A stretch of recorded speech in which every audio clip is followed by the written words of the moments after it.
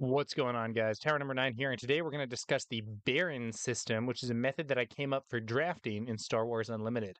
All right, so the Baron system here is a system of draft prioritization. It's kind of similar to the so-called bread method in Magic the Gathering.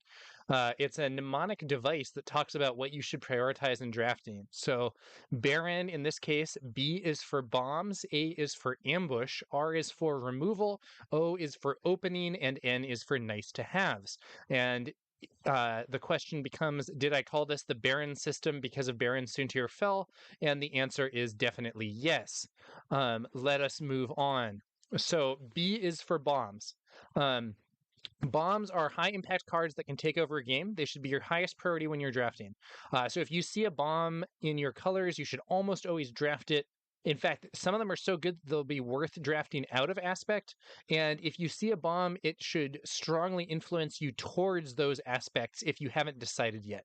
So for more, I have another video. I'll link it in the description below that discusses draft bombs with some examples.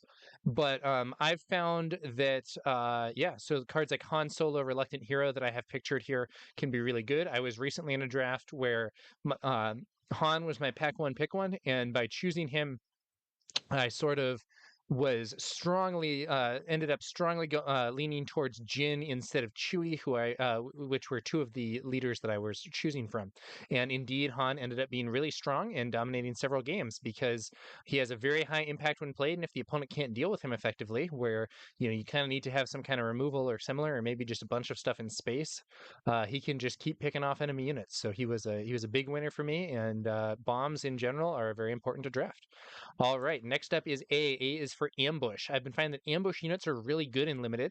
In some ways, they're often like removal, but better because they frequently stay on the board after they ambush. So like this snow speeder, 5-cost unit for a 3/6 with ambush. This isn't even that good in constructed, but in draft it can be really strong because you can often kill an enemy unit, have this stay alive, and then potentially get more value out of it later on. And the on-attack exhaust an enemy vehicle ground unit can sometimes be really good as well.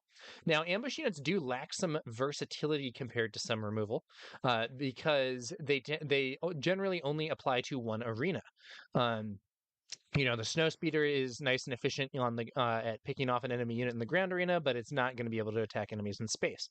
There are that's sort of the price you pay for this, but even still, I think that ambush is overall stronger than removal, and it's the second highest priority, with only bombs being higher for me. If I already have a bunch of ambush units, especially if I already have a bunch of ambush units in one arena, that's a situation where I might not want to pick ambush, but by default, I consider them very high priority.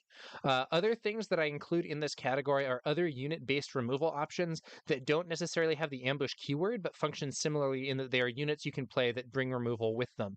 So as an example of that, we have here Admiral Akbar. So he's a 3-cost 1/4 with Restore 1, and when played, you may deal damage to a unit equal to the number of units you control in its arena. So similarly to ambush, you can play Akbar, use that ability to do some damage, and then go to other stuff.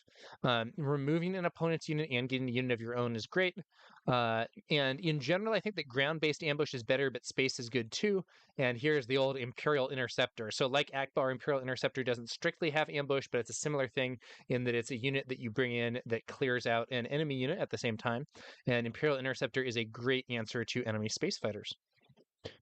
Okay, so then R is for removal. This is more normal removal. Removal cards are those that remove opposing units from play. There are many different styles of this: damage, defeat effects, and so on.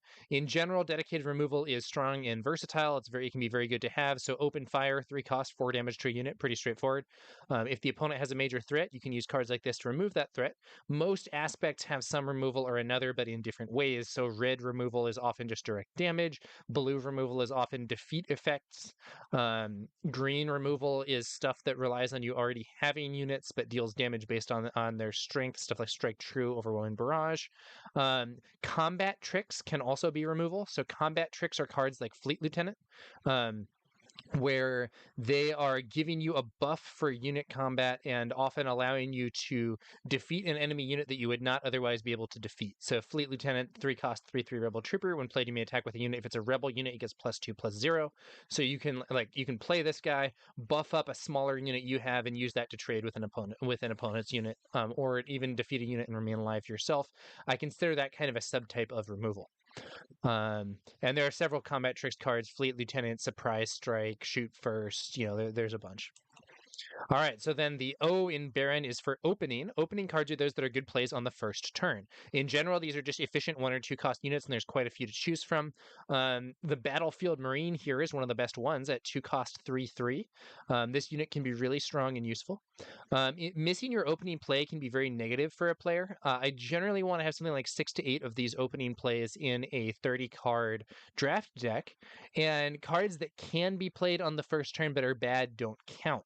So Snow Trooper Lieutenant, I'm looking at you here. Snow Trooper Lieutenant is not a bad card.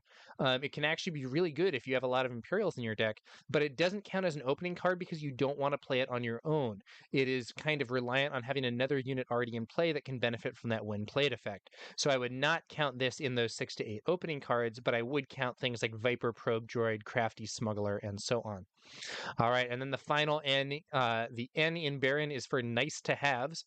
This is kind of a catch-all category for other things that you might want to add to your deck. So like cards with good stats but not much else, cards that are decent or even kind of mid but they fill a gap in your cost curve. So maybe you've noticed that you have very few 4-cost things and you don't have ramp or anything to skip 4-cost, and you want to bring in cards like the Wampa where it's a 4-cost 4/5, and it's like, is this a great unit? No, but 4 for 4/5 is fairly efficient. And it can, just having good stats for cost is sometimes all you really need. Not having these in a certain point isn't necessarily as bad as lacking in other categories. So if I have a deck that has a bunch of bombs but its 4-cost spot is weak, or it doesn't have that many just like high stat efficiency like decent cards, probably having a bunch of bombs is something that I'm going to be happy with. But at the same time, these can have an important role in the deck, often in situations where there's a bunch of unit combat and stuff. Just having some nice basic efficient units can be pretty good. Sometimes you can actually draft these as a higher priority if other categories are solid. So let's say you already have 7 strong opening cards, you have like several ambush cards, you have some unconditional removal, you have a bomb or two, and you get a pack that has like some kind of okay removal thing, and then it also has a nice to have unit that slots into a point where your curve is limited. I'd probably take the nice to have unit in that situation. So the fact that they're the lowest priority in this system does not mean that they are the worst. So it just means that they are usually going to be deprioritized. Okay, so then back to the overall thing. Baron system, B is for bombs, A is for ambush, R is for removal, O is for opening, N is for nice to haves, and you kind of want the things in that order. So you look at your pack. If there's a bomb, you take that. If there's like a good ambush card, you take that. If there's good removal, you take that. If there's good opening and stuff, you take that. And if you don't have those, then you look for like the nice to haves. Also, this is not discussing value drafting. This is not discussing stuff like that. This is just in terms of trying to build a strong draft deck. And this is the Baron system. It's a little different from the so-called bread system and similar from Magic the Gathering. I definitely named it after Baron Soontir Fel here, who is a character from the old Star Wars Legends continuity who was also quite a beast in Star Wars X-Wing for some time. I think this is actually an X-Wing promo card image that I have here. But yeah, B for bombs, A for ambush, R for removal, O for opening, N for nice to haves. That's kind of the priority in that order. And I think this can be just a useful heuristic for figuring out how to build a good draft deck. So yeah, that's going to about do it for this one, guys. Thanks to y'all for watching. If you have any questions, comments, disagreements, snide remarks, stuff like that, feel free to leave them in the comments below. But otherwise, I will catch you guys later. Thanks for watching. We'll be back later with some more Star Wars Unlimited content.